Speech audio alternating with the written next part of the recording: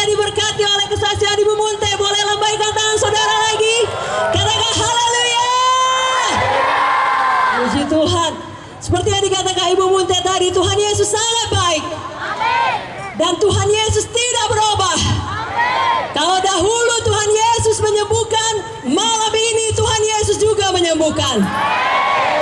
Seperti kesaksian Ibu Munte, beliau dan kami baru pulang dalam beberapa bulan terakhir ini KKR di berbagai tempat, seperti di Timor Leste, juga di Sorong, Papua, di Ambon, Maluku, beberapa tempat di Sulawesi, di Kendari, di Makassar, di Tondano, di Bitung, di Manado, juga di Kalimantan, di Banjarmasin.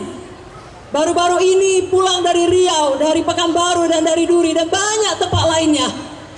Kami melihat tiap kali Injil firman Tuhan diberitakan, maka selalu terjadi mujizat kesembuhan. Yesus yang sama yang bekerja di Papua, di Ambon, adalah Yesus yang sama bekerja pada malam ini di kota Sibolga. Karena Dia mengasihi kita semuanya. Bapak Ibu Saudara yang terkasih, sebelum kita mendengarkan firman Tuhan dari Ibu Pendeta Victoria, kita akan menyaksikan lebih dahulu sebuah pantomim dengan judul Unlimited Power of God, atau kuasa Tuhan yang tidak terbatas. Kita mengerti ada banyak hal di dalam dunia ini yang dapat mendatangkan kuasa, seperti uang, pendidikan, kedudukan. Biasanya kalau orang punya lebih banyak uang, maka lebih banyak kuasanya. Tapi kita juga jujur mengetahui bahwa semua hal itu walaupun baik, hanya mendatangkan kuasa yang terbatas. Ada kalanya kehidupan membawa kita ke dalam suatu permasalahan di mana uang kita atau pendidikan dan kedudukan kita tidak sanggup menjawab masalah itu dengan tuntas. Misalnya kalau hati saudara tidak ada damai sehingga saudara susah tidur pada malam hari, seberapa banyak pun uang saudara di bank tidak dapat membeli damai ataupun tidur yang nyenyak. Atau kalau suatu ketika saudara divonis dokter dengan penyakit ganas yang belum ada obatnya di dalam dunia medis, maka walaupun banyak kenalan kita, tinggi pun kedudukan kita dan pendidikan kita, bahkan banyak pun deposito kita, tidak dapat menjamin kesembuhan kita. Bila saat-saat itu terjadi dalam kehidupan kita, maka kita diingatkan bahwa memang hidup ini kita butuh kuasa yang tidak terbatas untuk menolong kita. Dan ada satu pribadi yang memiliki kuasa yang tidak terbatas. Saudara tahu siapakah Dia? Tuhan Yesus. Tuhan Yesus bukan hanya memiliki kuasa yang tidak terbatas, Tuhan Yesus juga memiliki kasih yang tidak terbatas. Buku Ibrani 13 ayat 8 mengatakan Tuhan Yesus tidak berubah. Tuhan Yesus tetap sama kemarin, hari ini, dan selama-lamanya. Di dalam Injil Yohanes pasalnya yang ke-11 diceritakan bagaimana Tuhan Yesus mengadakan mujizat. Saya mau tanya, berapa banyak yang sungguh-sungguh percaya Yesus tidak berubah? Kalau dulu Dia mengadakan mujizat, siapa percaya malam ini Dia bisa menerima mujizat? Katakan amin. Berikan dulu tepuk tangan bagi Tuhan Yesus. Haleluya. Di dalam Yohanes 11 ada satu kisah mengenai seorang yang bernama Lazarus, di mana suatu hari Lazarus sakit keras. Bukan sakit yang biasa, sehingga kedua saudarinya Marta dan Maria menjadi sangat prihatin. Lalu mereka mengirim berita kepada Tuhan Yesus yang hidup pada masa itu, dan berkata, Tuhan, cepat datang ke Betania, ke kota kami. Orang yang Kau kasihi, Lazarus, sedang sakit keras. Tapi kalau kita baca baik-baik Yohanes 11, setelah mendengarkan berita tersebut, justru Tuhan Yesus tinggal 2 hari lebih lama di kota di mana Dia berada. Sehingga pada akhirnya ketika Yesus sampai di Betania, apakah yang terjadi? Lazarus yang sakit tersebut sudah meninggal dunia, bahkan sudah 4 hari di dalam kubur. Maria dan Marta sangat sedih. Bagaimana mungkin tidak sedih? Kita pun kalau kehilangan keluarga yang kita kasihi, kita sangat sedih. Dan tentunya ada tanda tanya besar di dalam hati Marta dan Maria. Kenapa Yesus lama datang? Kami sudah lihat Yesus sanggup menyembuhkan. Kalau saja Yesus segera datang ke kota kami, maka Lazarus tidak perlu mati. Yesus akan sempat menyembuhkan dia. Sekarang sudah terlambat. Sudah 4 hari Lazarus di dalam kubur. Betul-betul sudah terlambat. Bapak Ibu Saudara, sudah terlambat adalah kata yang mengerikan bagi kita umat manusia. Tidak ada kita menyukainya. Karena itu menunjukkan tidak ada lagi kesempatan, tidak ada lagi pengharapan, tidak ada lagi jalan keluar. Tapi pada malam ini kami mau menyampaikan kabar baik dari firman Tuhan. Di dalam Yesus selalu ada pengharapan, selalu ada jalan keluar, selalu ada kesempatan kedua. Karena Yesus memiliki kuasa yang tidak terbatas. Saudara tahu apa yang dilakukan Tuhan Yesus? Tuhan Yesus datang ke kubur Lazarus. Tuhan Yesus yang penuh kasih dan kuasa kemudian berkata, dia panggil nama Lazarus, Lazarus, keluarlah. Maka pada saat itu juga yang mustahil menjadi tidak mustahil. Lazarus bangkit dari kubur. Lazarus bangkit dari kematian. Kalau dengan akal pikiran manusia, 4 hari di dalam kubur itu sudah betul-betul mati. Tidak ada lagi keraguan. Dengan akal waras tidak mungkin dilakukan apapun lagi. Betul-betul mustahil. Malam ini ketahuilah, Yesus kita spesialis dalam kemustahilan. Kalau kita percaya, sekali lagi, kalau saudara percaya, tidak ada yang mustahil kepada Tuhan. Kuasanya tidak terbatas. Nanti di dalam pantomim berikut, saudara akan melihat gambaran bagaimana Tuhan menciptakan langit, bumi, dan segala isinya. Tapi yang paling indah ketika Tuhan menciptakan manusia, saya dan saudara, menurut gambar dan rupanya sendiri. Lalu Tuhan memberikan kelengkapan kepada kita manusia. Saudara berkata, kelengkapan apakah itu? Firman-Nya. Kelengkapan untuk dapat hidup menang selama kita di dunia ini. Menang atas dosa, menang atas setan, menang atas kutuk, menang atas kegagalan, menang atas penyakit, bahkan kelak menang atas maut dan masuk ke dalam hidup yang kekal. Tuhan memberikan firman-Nya. Dan saudara tahu di dalam firman-Nya, Yohanes 1 ayat 1 dituliskan, pada mulanya adalah firman. Firman itu bersama-sama dengan Allah, dan firman itu adalah Allah. Kalau Tuhan memiliki kuasa yang tidak terbatas, maka firman Tuhan juga memiliki kuasa yang tidak terbatas. Firman Tuhan yang kita percayai di dalam hati kita, yang menjadi iman bagi kita, lalu kita ucapkan firman itu, itulah yang menarik kuasa Tuhan yang tidak terbatas untuk mendatangkan mujizat bagi kita. Roma 10 ayat 17 berkata, iman datang dari pendengaran akan firman Kristus. Itu sebabnya malam ini dengarkan baik-baik firman Tuhan yang akan disampaikan oleh Ibu Pendeta Victoria. Izinkan iman tumbuh di dalam hati saudara. Firman yang telah menjadi iman itu saudara ucapkan. Sama seperti yang nanti terlihat di dalam pantomim.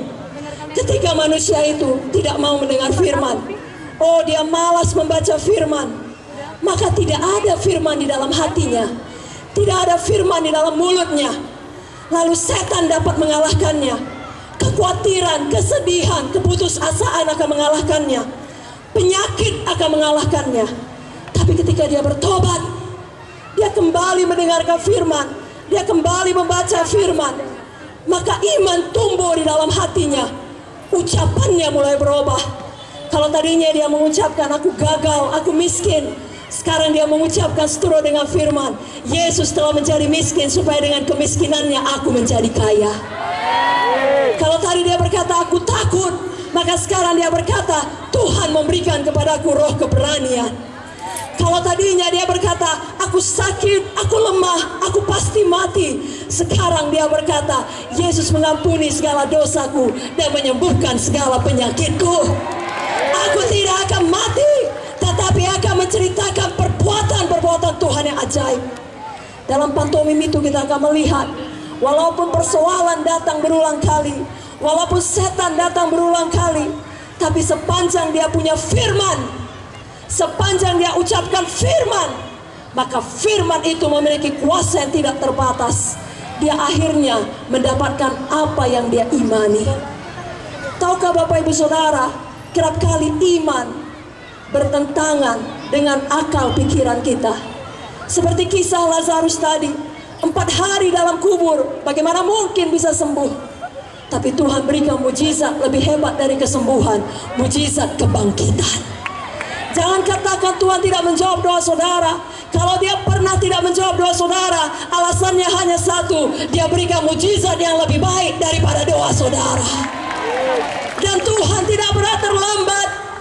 Lazarus 4 hari dalam kubur, Maria Marta berkata sudah terlambat. Adakah orang-orang di sini mengatakan kepada saudara, oh sudah terlambat, kau tidak punya masa depan, kau sudah melakukan pilihan yang salah, kau terikat narkoba, kau terikat judi, minuman keras, habislah masa depanmu. Saudaraku, di dalam Tuhan ada kesempatan kedua. Sebagaimana Lazarus yang 4 hari mati di dalam kubur, Tuhan bangkitkan, Tuhan panggil namanya. Adakah malam ini impian saudara mati? Adakah malam ini damai saudara, sukacita saudara mati? Atau adakah malam ini bisnis saudara mati? Atau mungkin seperti Lazarus, ada anggota tubuh saudara mati yang tidak berfungsi dengan baik. Saudara sakit, saudara lemah. Yesus mengasihi saudara. Yesus mau panggil nama saudara. Dia kenal saudara. Dimanapun saudara duduk, dimanapun saudara berdiri, kuasa Yesus dapat menjamah saudara, karena saudara percaya. Berapa banyak hati yang percaya malam ini? Angkatlah tangan saudara. Terus pegang iman saudara, katakan amin. Kalaupun kadang iman percaya kita bertentangan dengan akal pikiran atau indera kita, tetap pilih iman, tetap pilih firman Tuhan, tetap pilih percaya. Bapak saya, Bapak Munte, sering menceritakan kisah mengenai indera ini, di mana dalam satu kamar yang gelap, suatu hari indera mata berkata, oh aku tidak melihat apa-apa, tidak ada apapun di kamar ini. Indera telinga berkata, aku tidak mendengar apa-apa, tidak ada apapun di kamar ini.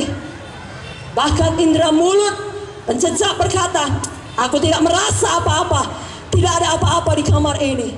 Kemudian kulit juga berkata, aku tidak merasakan apa-apa, tidak ada apapun di kamar ini. Sudah 4 indera berkata tidak ada apapun di kamar yang gelap.